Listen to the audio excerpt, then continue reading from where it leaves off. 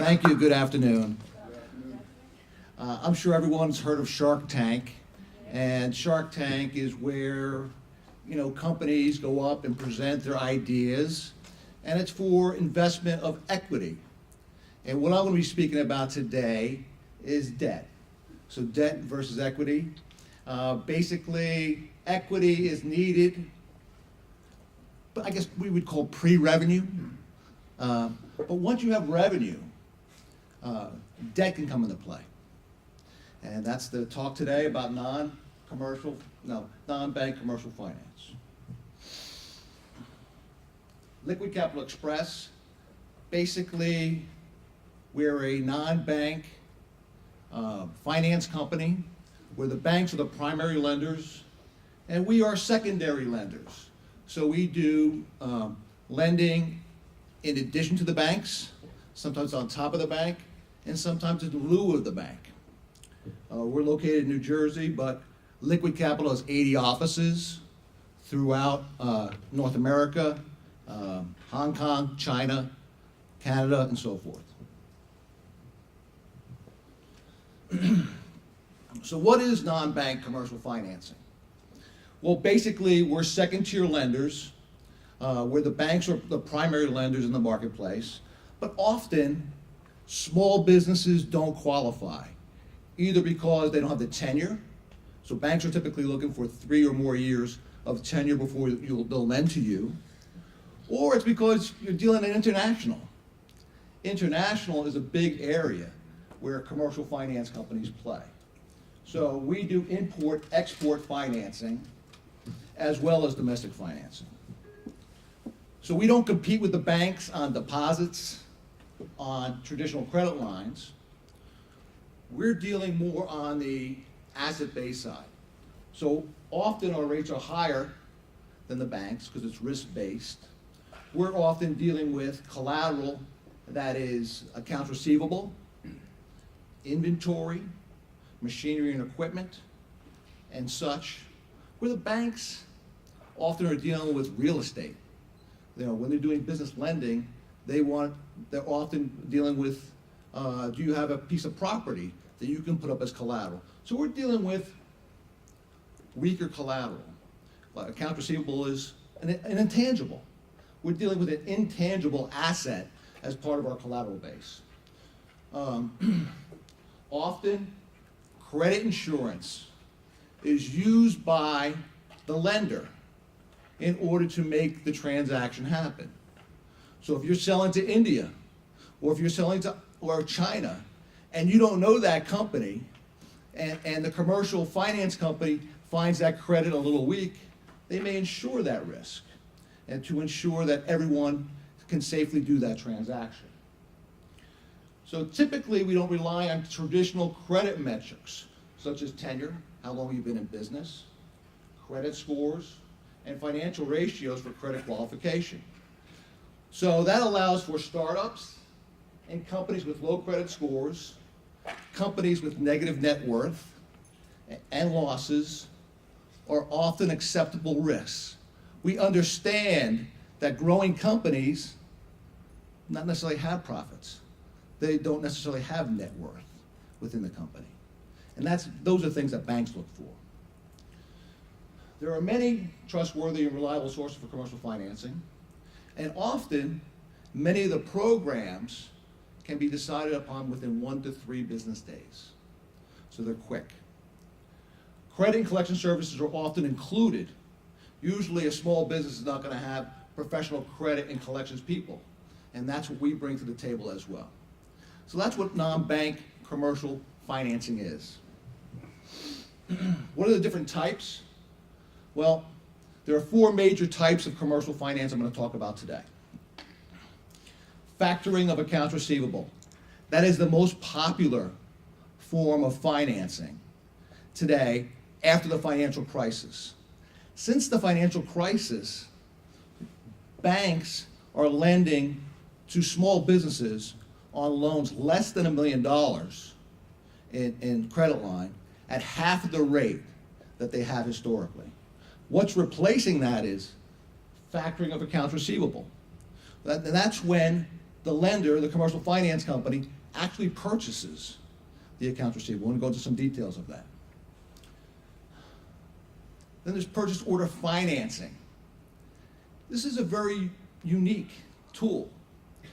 This allows the lender to pay for 100% of your manufacturing cost or wholesale costs, assuming you have a purchase order from a creditworthy company. And so so you don't have to give up your equity to get goods manufactured.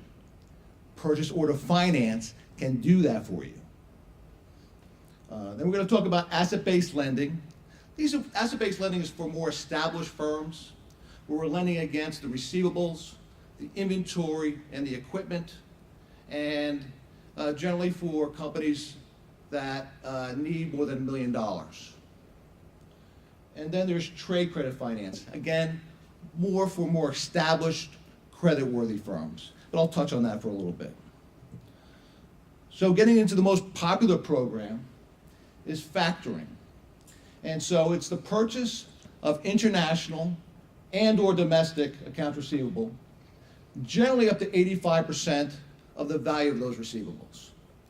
So if you have a $100,000 sale to a company in India, and you don't know anything about that company, you're not sure if they're going to repay you, well, the commercial finance company could buy that receivable from you, give you about 85% of the value of that invoice up front, charge you a fee for that transaction, hold 15% of that transaction in reserve as part of that sale.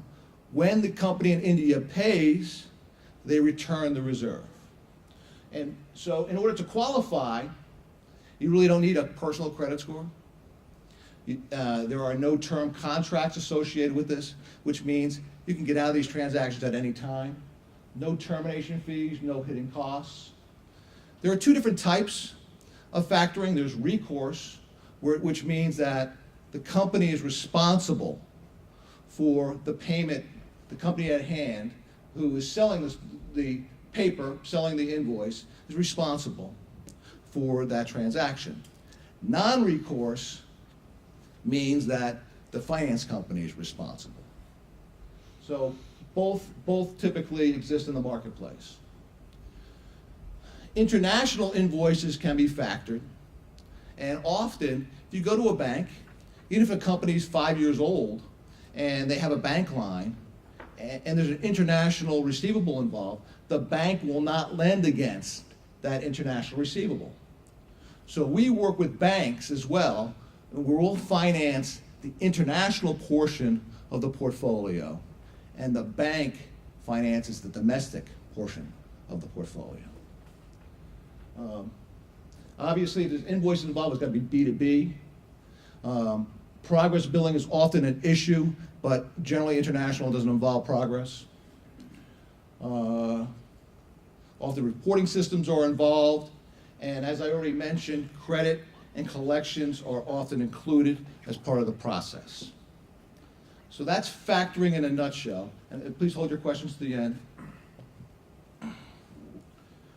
Purchase order financing. This is where a company receives, your small business receives an order.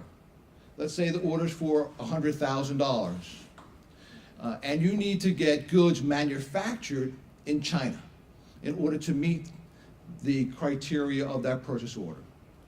Well, under this program, the lender will issue a letter of credit to the company in China, the manufacturer in China, for the total amount of the goods, with the total cost of the goods plus the shipping. And so zero payments have to be made from the company at hand. So North American company has goods manufactured in a foreign country or domestically and needs financing to pay the manufacturer. And it's typically done through a letter of credit. And that's an irrevocable letter of credit, which is a bank-to-bank transaction that makes everyone feel comfortable about the scenario. So the manufacturer in China will accept that letter of credit, This is a very common way of conducting international finance. Generally, we're looking for companies that have 20% margin on the deal. Client does not have to forego business because the new business as suppliers are assured they'll be paid, so you don't have to forego any additional business. Size doesn't matter. The bigger the transaction, the more likely that the finance companies want to do the deal. There's a bunch of documents that are required for these kind of transactions. Often, the goods would be sent to a third-party warehouse here in the U.S. to deliver to the end customer. Many different types of insurance would be required in these kinds of transactions. And typically, deal size are between 100,000 to 10 million. But smaller deals can be done if it's being done on a regular basis. So PO finance, the client receives the PO from a creditworthy customer. We open a letter of credit from a bank here in the U.S. Supplier produces and ships the goods and services. We hire a third party to inspect the goods to make sure they're of good quality and the right quantity. The invoice is sent to the client's customer, which is financed, and finance company receives the payment from the client's customer, and the remaining balance is sent to the client. Asset-based lending, another popular program. It's for more established companies. Generally, it's not for startups. Here, we're typically looking at companies that need credit lines over $1 million. And here, the finance company is lending against the accounts receivable, the inventory of the company, and other assets that the company may have. And it creates a borrowing base. So it's short-term assets, AR, inventory, long-term assets, machinery and equipment. Assets cannot be pledged to another lender. The AR can be international or domestic as part of that borrowing base, and the product can be customized to the particular needs of the company. And it works like a revolving line. So we have a certain amount of AR, inventory that the company has, and we lend against those amounts as part of the program. Trade credit financing. Again, for more established companies, it may be the situation where the company has a credit line with a bank. Say they have $1 million credit line, and then they need additional funding beyond that credit line. So they use up the $1 million, and say they need another $250,000 to buy additional inventory. Well, if it's a strong company that's profitable, has a strong balance sheet, the commercial finance company will take what is known as a second position to the bank. So the bank is a UCC filing on the whole business, and the commercial finance company will take a second position. So it will actually create a line to buy additional inventory on top of the bank loan. Very unique program, very creative. I don't know of many companies that have this type of program, but it allows companies that need additional funds beyond what the bank has provided to allow for growth. And that's trade credit financing in a nutshell. Very much.